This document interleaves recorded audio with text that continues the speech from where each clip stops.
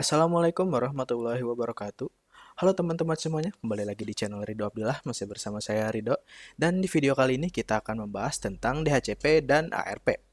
Dan ya teman-teman, untuk bab kali ini mungkin tidak akan ada praktek ya, hanya akan menjelaskan tentang DHCP dan ARP itu sendiri. Kan kalau pada bab sebelumnya itu, pada Internet Gateway kita telah membuat yang namanya DHCP server ya teman-teman, yang dimana nantinya si router ini dia berperan sebagai DHCP server yang memberikan IP ke klien seperti itu ya teman-teman. Dan selanjutnya kita akan membahas lebih dalam lagi mengenai apa itu DHCP. Nah, jadi DHCP itu memiliki kepanjangan yaitu Dynamic Host Configuration Protocol, merupakan servis yang digunakan untuk mempermudah distribusi IP address dalam suatu jaringan secara otomatis. Seperti itu ya teman-teman. Jadi DHCP itu memberikan IP-nya secara otomatis, nggak kita tambahkan secara manual satu persatu ya. Lalu di sini DHCP running dalam satu broadcast domain atau satu jaringan. Terdapat tiga jenis tipe pada DHCP, yaitu ada DHCP server sebagai penyedia layanan DHCP ke klien seperti tadi, yang router itu dia berperan sebagai DHCP server. Lalu ada DHCP client sebagai penerima layanan DHCP dari server. Jadi DHCP client ini bisa kita implementasikan seperti VPC ya teman-teman, yang menerima IP yang diberikan oleh router seperti itu. Lalu ada DHCP relay, penghubung layanan DHCP server ke klien seperti itu. Jadi mungkin di sini pada topologi yang sebelumnya kita buat, DHCP relay itu dia diperankan oleh switch ya teman-teman, sebagai penghubung layanannya seperti itu. Selanjutnya ada DHCP tipe, itu DHCP server itu dia sebagai penyedia layanan pool IP.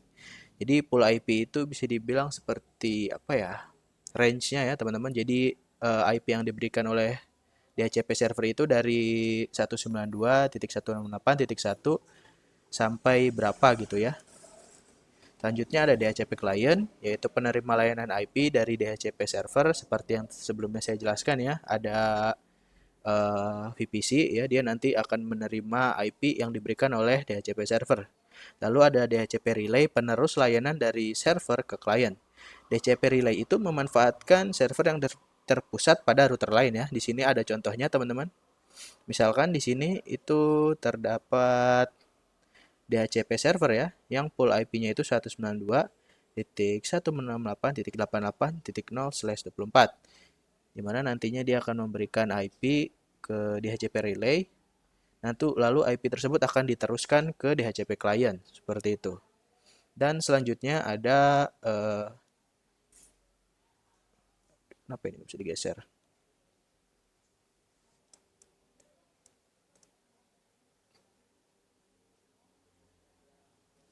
Bisa digeser lagi.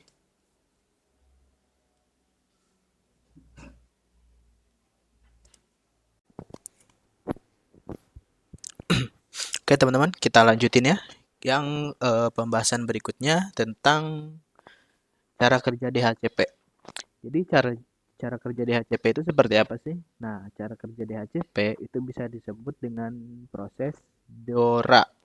DORA ya teman-teman, di mana nanti setiap huruf ini itu punya kepanjangannya sendiri. Sini kita akan coba lihat ya teman-teman.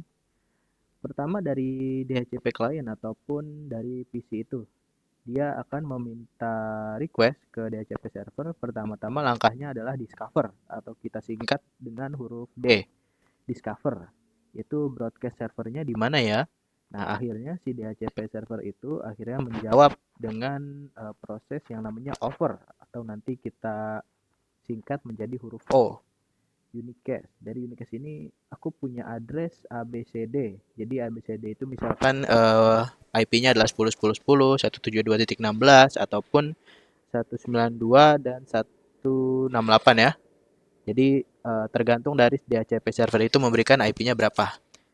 Setelah itu nanti DHCP server itu memberikan penawaran, aku punya address nih, mau nggak? Nah, terus dari DHCP client dia itu merequest, proses yang namanya request, yang nanti kita singkat dengan huruf R. Dia menjawab mau minta address lengkapnya dong. Nah, akhirnya si DHCP server pun apa namanya, ACK ya, apa ini ACK?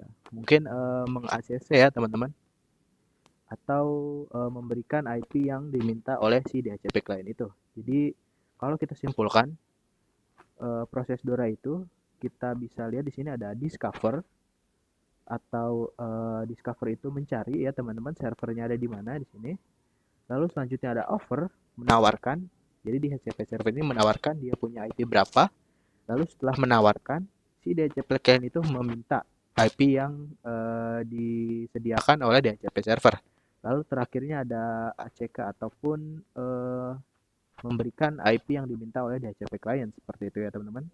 Nah di sini kalau kita lihat pada topologi yang sebelumnya kita buat tentang internet gateway, ya di sini karena sebelumnya itu saya mematikan labnya ya teman-teman, jadi dia itu ke reset.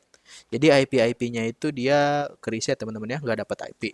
Nah di sini kita akan coba nih, apakah kalau kita minta IP DHCP ke DHCP server itu akan diberikan IP-nya atau enggak teman-teman. Jadi kita coba enter dan dia memunculkan output bernama DORA. Berarti IP DHCP-nya itu aktif dan kita bisa mendapatkan IP, teman-teman. Di sini untuk VPC 3 itu mendapatkan IP 10.10.10/24 dan gateway-nya adalah 10.10.10.1. Kenapa bisa dapat 10.10.10.10 enggak 10.10.10.254 atau 253? Karena sebelumnya teman-teman pada routernya ini atau DHCP servernya itu sudah disetting untuk IP poolnya hanya diberikan IP dari 10.10.10.10 sampai 10.10.10.2 seperti itu ya teman-teman. Dan kita akan coba lihat lagi nih, atau kita akan meminta IP lagi di IPVPC 4 ini. Saya akan coba minta IP lagi.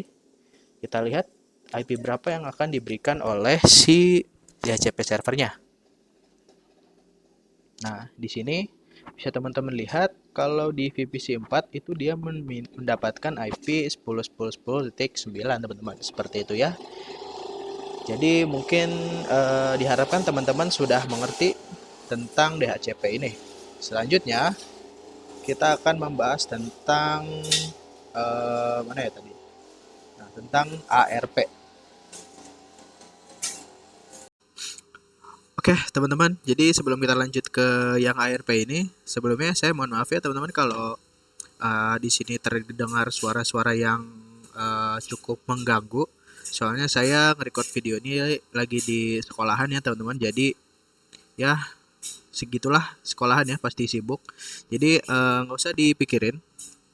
Semoga nggak ngeganggu ini ya proses pembelajaran kita. Jadi langsung saja kita akan masuk ke konsep ARP. Nah, jadi ARP itu adalah kepanjangan dari Address Resolution Protocol. Digunakan untuk mapping IP address yang terdapat pada layer 3 dengan MAC address yang terdapat pada layer 2, teman-teman. Lalu untuk menghubungkan kedua device, informasi ARP keduanya harus saling memiliki ARP. Oh, beda ya, teman. Informasi ARP keduanya harus saling memiliki. Nah, ARP bekerja secara dynamic ataupun otomatis. Jadi secara default ARP itu sudah bekerjanya secara dynamic ya teman-teman. Lalu semua interface itu memancarkan ARP ya teman-teman. Dan yang terakhir dapat juga dikonfigurasi secara manual ataupun static ARP. Lalu selanjutnya terakhir ada ARP table, yaitu berisi informasi mengenai IP address, MAC address, dan interface yang terkoneksi ke router, teman-teman. Jadi kalau teman-teman buka ya di sini pada MikroTik-nya, di sini saya menggunakan Winbox, teman-teman bisa lihat pada ARP list itu dia terdapat di IP ya. Nah, ini bisa kita sebut sebagai ARP table. Di sini sudah terdapat ARP yang sebelumnya sudah tercatat teman-teman, yaitu ada 10.10.10.10 adalah IP yang dimiliki oleh VPC 3 yang sebelumnya telah kita berikan ya, atau dari VPC 3 ini merequest IP ke DHCP server. Nanti dia akan tercatat di ARP list ini, di ARP list ini teman-teman. Nah, bagaimana jika kita ini dari klien ingin melakukan koneksi ke internet teman-teman, pastinya nanti dia juga akan tercatat pada ARP table, karena ARP table itu dia juga mencatat paket-paket yang masuk ke router, entah itu melewati Ether 2 ataupun keluar melalui Ether 1, teman-teman. Jadi contohnya di sini dari VPC 3, misalnya saya ingin ping ke internet, ping 888, lalu kita enter. Oke, dia time out ya, teman-teman. Kenapa bisa time out? Mungkin ada sedikit masalah ya. Sebentar, saya cek terlebih dahulu. Mungkin pada DHCP ininya tidak ada kesalahan, addressesnya juga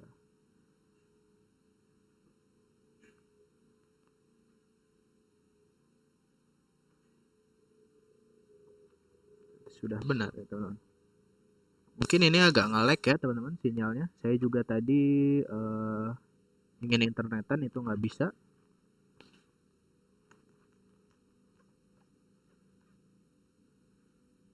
Coba kita coba lagi, teman-teman. Apakah masih time out?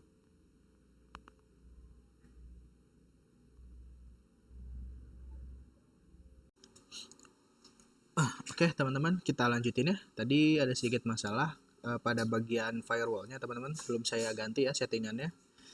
Oke, sekarang setelah saya ganti, insya Allah pasti dia sudah bisa ping ke 888. Ini dia sudah melakukan replay. Nah, setelah dari VPC ini mengirimkan paket ke internet, pastinya tentunya dia itu akan masuk melalui Ether 2 dan keluar melalui Ether 1, teman-teman. Di sini kita coba lihat ya, pada IP di bagian ARP table apakah sudah ter apa ya, teman?